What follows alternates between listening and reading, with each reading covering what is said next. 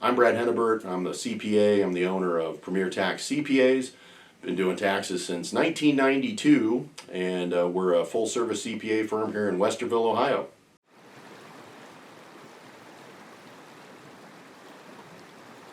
The way to pay the highest income tax possible as a high-income professional with your own business is to file as a Schedule C on your own personal 1040. Half the new business owners we see come in, they go online, they set themselves up as an LLC, get an EIN, set up the business bank account, and they get to work. So if you just set up an LLC with the IRS, they just default you as a disregarded entity, meaning you're filing a Schedule C as a single member LLC, and that means you're a self-employed person filing as a Schedule C on your 1040. So for IRS purposes, your LLC is not a separate and distinct legal entity from you for tax purposes. So you're going to be paying self-employment tax, and that's both parts of it, 15.2%, which is your FICA, Social Security, and Medicare. So the highest possible tax you could pay, any other way you want to think about it, is doing it just like this, and that's the default way a lot of high-income, self-employed people set up their businesses. And I've tried to come up with a way to pay more tax. You can't do any worse than this. So the number one best tax tip we have for most self-employed people is to set up an S-Corp. So if you're making decent money, if you're making profits of $50,000, $100,000 a year or more, and it's not your side hustle, it's a real business and you make your money doing that, the juice is absolutely worth the squeeze to set up an S corporation.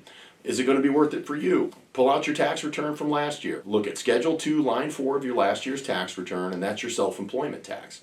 And many of our new professionals, real estate agents, marketing guys, things like that, they've paid $20,000, $30,000, $40,000 a year in self-employment tax alone. That's not income tax, self-employment tax alone just from this. So filing your taxes as an S corporation allows you to have all the same liability advantages as any other LLC structure, but it allows for pass-through treatment of your income for federal tax purposes. So all the corporation's income, expenses, tax credits pass through from the company to you, the owner.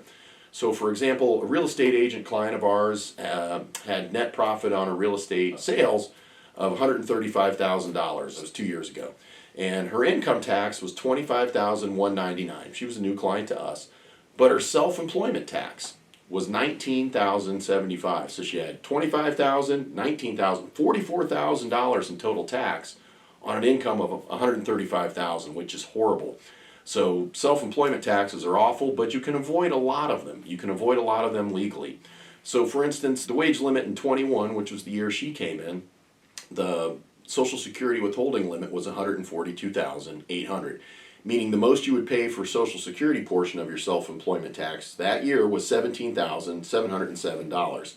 Now there's another 2.9% on top of that that goes towards Medicare. And again, you're paying both halves, the employer and the employee part. And you can deduct a portion of the self-employment tax on the front of your 1040, but it's really not worth it if you're making a lot of money. So the real beauty of the S corporation, there's the reduction of payroll taxes for the owners that's not available otherwise. Now to take advantage of this, the business owner must elect to be treated as an S corp by filing a Form 2553 with the IRS.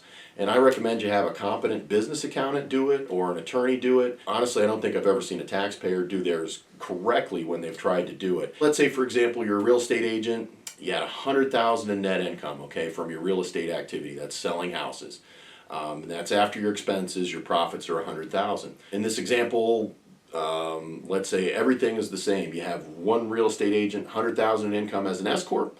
The other $100,000 as in income filing as a Schedule C, which is the default most people do with an LLC when they get.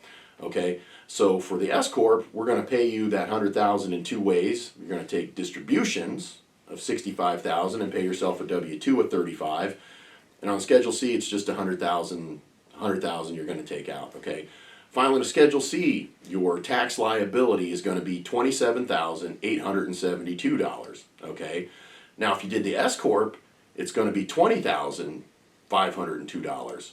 Same $100,000 in income, but filing as an S corp is going to save you $7,370 in taxes, and that's only on $100,000 in income. Because of course, the more you make, the more you're going to save. So that's right, you save a whopping $7,300 in total taxes on $100,000 in income. You're asking what's the catch, and there is a catch: paperwork. There's some paperwork that needs to be filed, and there's also payroll tax filing requirements. So to take full advantage of the S corp status as the owner of an S corp, you have to pay yourself what's called a reasonable salary. That salary is subject to normal taxes like any other W-2 employee.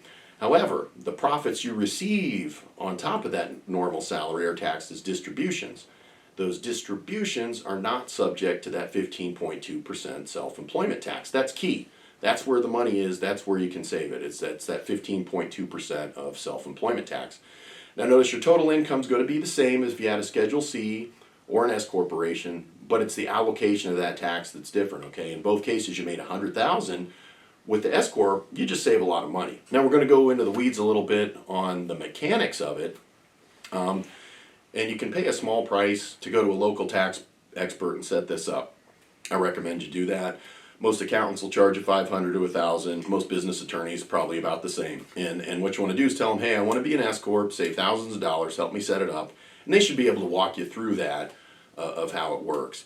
So you can even elect to file as an S corp retroactively. So if you had an LLC and you were taxed as a Schedule C in 2021, 2022, you can go back and do it retroactively. Just realize that you're going to have to do that payroll part retroactively as well, and there'll be some late fees and probably some interest you have to pay. So you have to weigh, hey, is the penalties and interest going to outweigh my self-employment tax savings? Some cases it may, some cases it may not. But you take that LLC and you file the 2553, and that's a 4-page form with the IRS that all the shareholders have to sign, saying, hey, I agree to follow the IRS rules on this, and that my income will be reported on my 1040. You can save that reduction in payroll taxes. And then you do have to pay yourself a reasonable salary. So the IRS at least gets some payroll taxes from you, because that's the mechanism by which Social Security and Medicare are funded. So if you didn't pay any payroll tax, you wouldn't be paying into Social Security. So you always have to do that.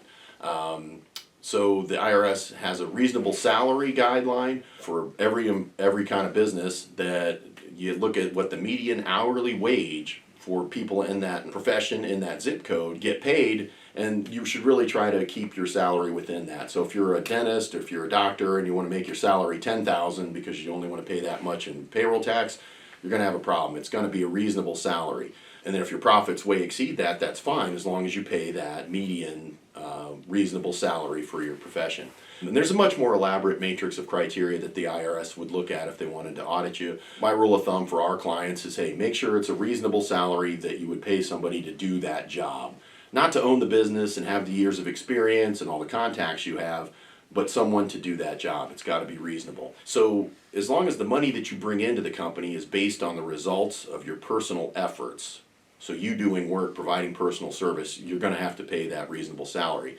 Now, if you're not, if you have an S corp and you're not actively involved in it, like you own a car wash and someone else manages it for you and you basically get checks at the end of the month, well, that's a different story. You don't necessarily need to pay yourself a reasonable salary at all because you're not actively involved in it. So as an S corp, your business will report your income in two ways. First, you'll get the W-2, that's your reasonable salary, and secondly, you're going to get those distributions that are not subject to self-employment tax.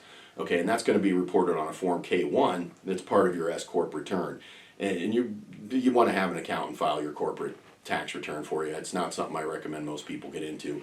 Now again, on a Schedule C, you do get 1/2 deduction of your self-employment taxes that goes on the front page of the 1040, and we've taken that into account in our example. So even with that, you still save a ton doing an S corp if you make a lot of money. Is there a cost? You know, for most S corps, it's usually $1,000 a year or so to do payroll, maybe a little more. You can do it your own. You can hire one of the big payroll firms. You can use QuickBooks or some other software. I mean, that's fine, but payroll is very important. It must be done timely because the late fees and penalties are quite a lot if you file your payroll late. So we recommend definitely file the payroll, do it timely, and make sure you pay yourself the reasonable salary.